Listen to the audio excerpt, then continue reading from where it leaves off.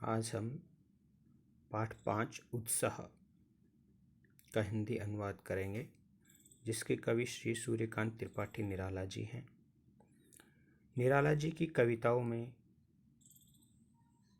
दार्शनिकता, क्रांति, विद्रोह और प्रेम की सहजता तथा प्रकृति के विराट स्वरूप का चित्रण है।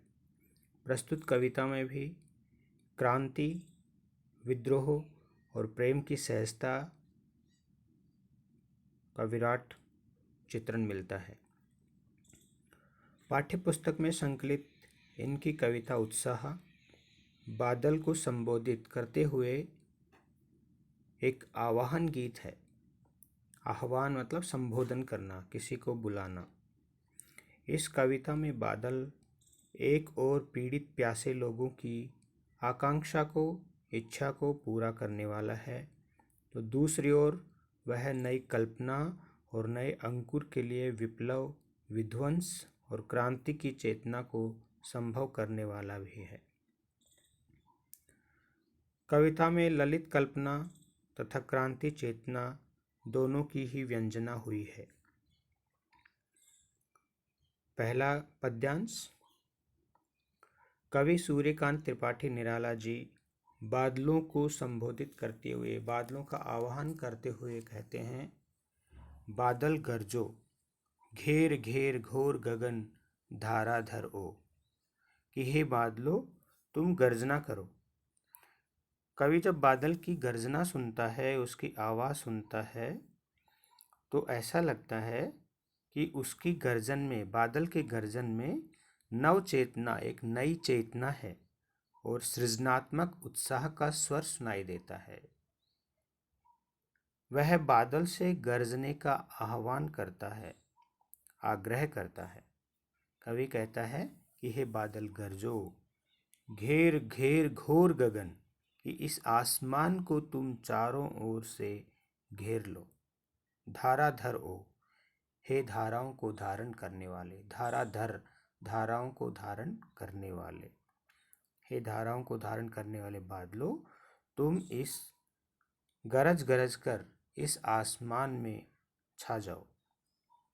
ललित ललित काले घुंघराले, ललित मतलब सुंदर, काले घुंघराले, जैसे घुंघराले काले बाल होते हैं, उनके जैसे कवि कल्पना करते हैं कि जब नीले आसमान में पानी से युक्त बादल आते हैं तो ऐसा लगता है जैसे घुंघराले जो बाल हैं उनका समूह आ रहा हो।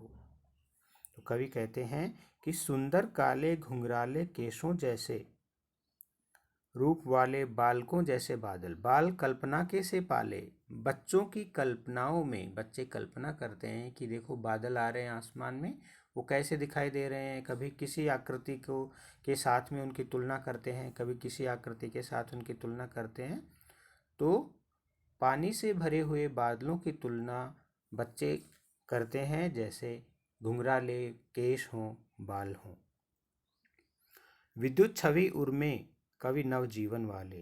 कवि कहते हैं कि तुम अपने हृदय में, विद्युत छवि उर में, उर मतलब हृदय, अपने हृदय में तुमने विद्युत की छवि को समेटा हुआ है। विद्युत मतलब बिजली। बिजली जब एकदम गड़गड़ बादल गरजते हैं, गड़गड़ाहट होती है, तो बिजली ऐसे दिखाई देता है जैसे बादलों को चीर करके दिखाई दे रही है, अर्थात उसके हृदय को चीर करके बाहर निकल रही है। इसलिए कवि ने कहा कि जो बिजली है, बिजली का यहाँ पर वर्णन कवि ने कठोरता के लिए किया है कि वह एक विध्वंसक शक्ति को अपने अंदर छुपाए हुए है, लेकिन वह बिजली की जैसे चमक से उसके अंदर एक उत्साह है। कवि ने बिजली की चमक को बादलों के उत्साह के रूप में वर्णन किया है। कवि नवजीवन वाले, और कवि ने कहा है कि हे बादलों, तुम कवि के समान नया जीवन देने वाले हो। अर्थात जैसे हम देखते हैं ग्रीष्म ऋतु में किस प्रकार प्रकृति, सभी जीव जंतु गर्मी से एकदम व्याकुल हो जाते हैं, और जैसे बारिश होती है सब में एक नए जीवन का संचार हो जाता है। उसी प्रकार कवि ने अपने आप को भी नया जीवन देने वाला बताया। कवि नया जीवन देने वाला कैसे है?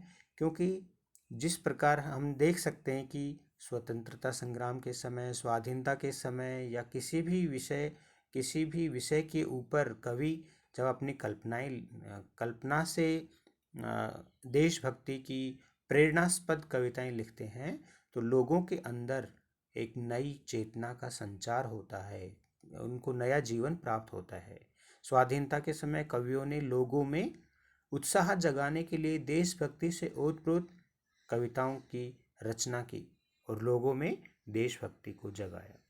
वज्र छिपा, वज्र मतलब अपनी कठोरता कि हे बादलों, तुम अपनी जो विध्वंसक शक्ति है वज्र जैसे अर्थात अपनी जो कठोरता है उसके अपने अंदर छिपाए रखो और नूतन कविता फिर भर दो और नई कविता फिर से भर दो, एक नई कविता को फिर से जन्म दो, अर्थात सभी जीवों में बारिश करके नए जीवन का संचार कर दो और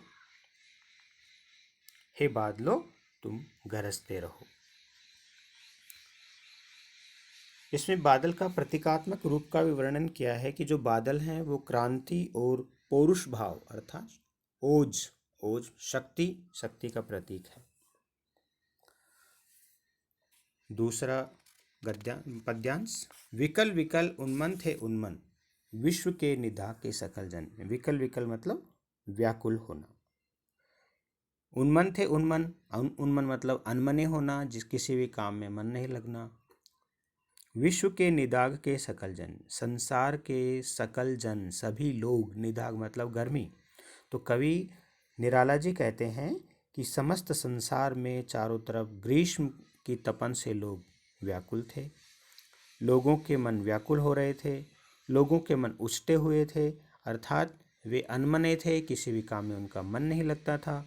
विश्व के निदाग के सकल जन और संसार के सभी लोग निदाग गर्मी के कारण ऐसा हो रहे थे।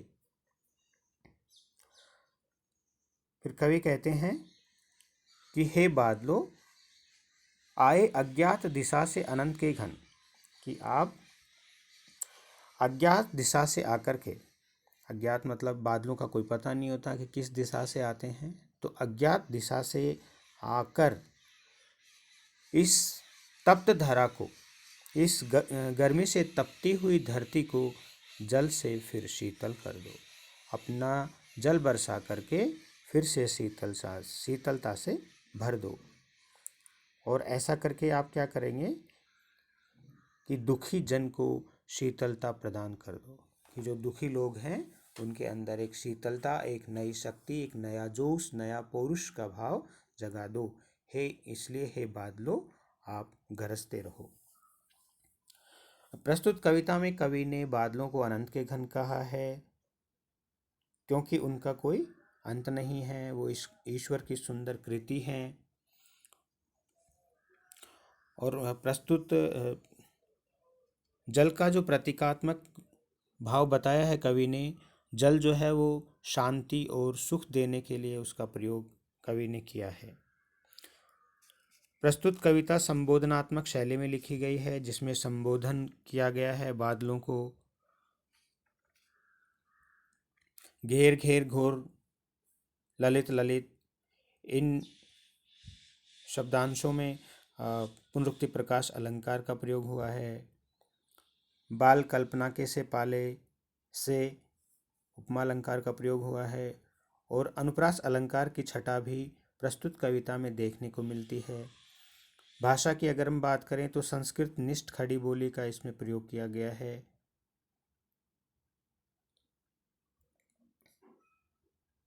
तो प्रस्तुत कविता पौरुष भाव अर्थात बादलों द्वारा क्रांति के रूप में कवि ने वर्णन किया है।